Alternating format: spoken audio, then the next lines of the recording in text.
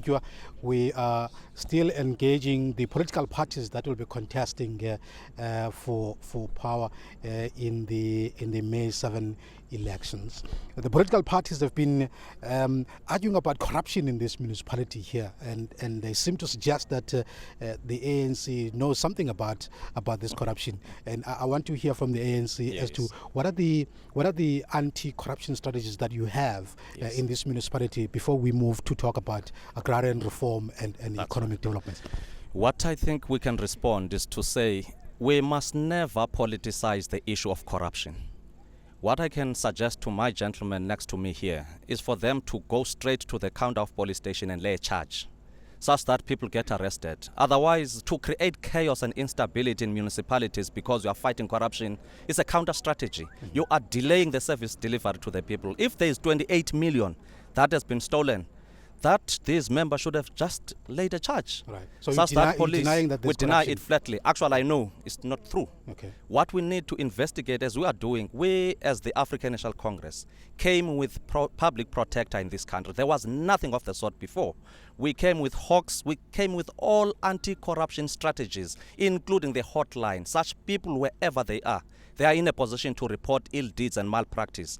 But we've got people who just want to gain seats by creating a fuss in institutions of governance. And I think that chaos must come to an end. Right. And lastly, I want to indicate that the rate of arrest and the rate of dismissal and the rate of conviction in this country, in this province in particular, is increased in the past 5 years. It's an indicator of a government having capacity to deal decisively with these issues that they are politicizing. Right. We are serious about anti-corruption, and we know people who have been arrested and blackmailed as we are sitting here in terms of the law and court outcomes. The DA doesn't seem to be convinced by your denial of the existence of corruption in this province, or rather in this municipality. Yes. First of all, Tammy, there is no clear separation between government and the political party in this municipality. Like I said earlier, about the manifesto launch and the transportation of people to that launch that was paid for by this municipality. The MEC knows very well that there are processes within the municipality that have to be followed. You can't just go to the police station. The councillors inside the municipality have to follow certain processes. For instance, there was a case here in this municipality whereby an ad hoc committee had to be established. The reason why that investigation has not been conducted is the ANC. The ANC is refusing to submit names of their political party, because in order for any investigation to be conducted in any municipality, you have to have that committee to investigate that corruption that you are suspecting within the municipality. So what the MEC is saying is incorrect. Is the ANC fueling corruption in this municipality? Definitely. The ANC is denying a fact around corruption here. We have read from papers about a catering company, and somebody quoted this amount and the other one quoted the other one. The one about 208. The one about 208 a plate of food. A plate. Right. That up to this point in time has never been dealt with. And come and tell me there's no corruption here. 2 weeks ago, there were sites that were, advertised in the paper. Those sites were never even treated according to the procurement policy of the Public, Finance Management Act, because it was done outside the parameters of the procurement policy. Okay. Now come and tell us here that there is no corruption in this municipality. Okay. Can you respond quickly before we move on the issue? Probably, Tammy. My colleague here, the MEC, is not aware how corruption is resulting in other countries. In other countries, corruption is resulting to civil war, because it has got to do with the looting of the resources of the poor, right, of the poor people of this country. Right. We cannot, in this country, we say there is no corruption. We are sitting in a time bomb now. The Inkandla thing, it is corruption. Okay. it has got an influence Right, of right. corruption. Okay, I hear you. You made your point. I just want to hear from the ANC really that there seems to be like an attempt by the political parties that you are in fact trying to hide corruption and its existence in this municipality. I think listening is a skill. I've never said there is no corruption, but I'm saying we can't politicize corruption. If there is one identified in a particular section, whether a plate of food has been inflated, that is a matter that must be reported, because corruption is crime, first and foremost. We need to register it. When it comes to ad hoc committees of council, there are oversight committees of council that's supposed to do their oversight. It's because of this chaos. When a municipality has been created to be unstable, people cannot even do their job that they are paid to do. Here, we've got a committee that's supposed to oversight expenditure trends, but instead of dealing with those matters, they were looking at the person than the system's deficiencies. Right. And I'm saying that is disempowering the society and the people who have voted here, Okay. because all of them are looking like they are not ready to deal with these matters. I want us to move to economic development. We've been discussing this issue earlier, and I'm going to start here with the UDM. The issue of economic development, taking into account that this municipality, obviously, it has rural villages, there's got no industries and so on. What plan do you think you have to make sure that you would provide jobs in this community here? Thanks, Tammy. First of all, Tammy, before I respond directly to your question, I would like to say one thing, that what you're asking about economic development and so on, these things are interlinked with corruption. Okay. Because at the end of the day, these are government monies that have to go and do that development. So if due to corruption, if corruption is allowed to grow, as seemingly that is the case, you won't get development. I don't want to go back, but this issue of corruption, I stand to say there's no way that my honorable MEC can say we must not politicize corruption. Because at the end of the day, if that corruption is being practiced by the very, politicians, Okay. there's no way that politics cannot get into. Because here we're talking about corruption which is being exercised by Okay. public But I want us representatives. to move ahead. Now, You- coming to what Right. you're asking about development, as the UDM, I think in my opening remarks, I did say that we do have policies, and some of the policies that UDM has are starting to being implemented by the ruling party. Talk, for example, about intervention by the state in economic development, where, for example, we're saying the state must intervene, because in the past, in the homelands, if you might recall, the state was intervening by helping the small entrepreneurs. That's what we are saying, because now, if you create those small entrepreneurs, you will be reducing the rate of unemployment. You will be, reducing crime, because at the end of the day, those people who are committing crime are people who are jobless. Okay. So I'm saying we do have policies that are in place, but what's important is for the voters of this Okay. area to vote UDM so that it can showcase its policies. That's good. Let's hear the ANC as we move right along. The issue of agriculture is quite huge in this area, but you've got instances where the land lies fallow without people using it. Yes. Even in cases where people actually try to do some self-help kind of projects, there's little assistance that comes through in terms of resources, tractors, and also help them with marketing to be able to sell the stuff that they're producing.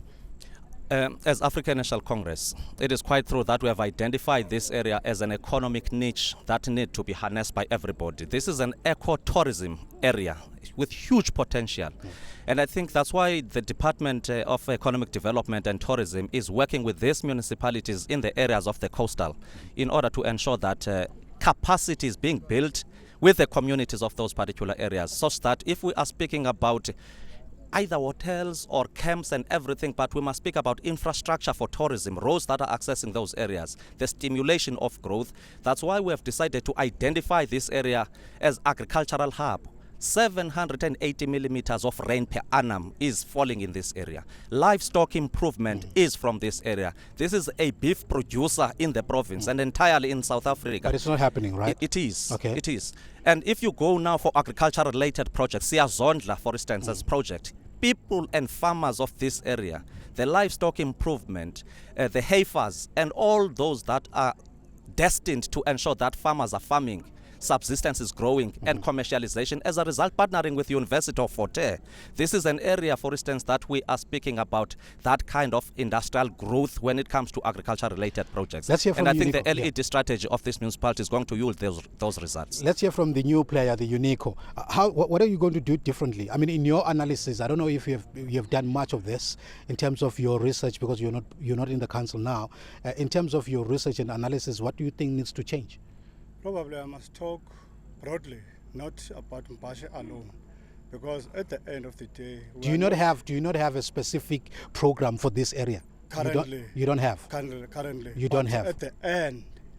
So end, no. I want to we get must this right. agree. You don't have any specific program as Unico for the people of this locality. No. Because we're not in the council. Okay. What I'm saying, we must broaden this thing, because at the end, we Okay. must utilize this land that we have Okay. effectively. Just bring the mic close And to you. Okay. secondly, the government is introducing the development banks and come up with laws that are governing commercial banks. As a result of that, our people are not accessing, those funds, because they are listed on the credit bureaus.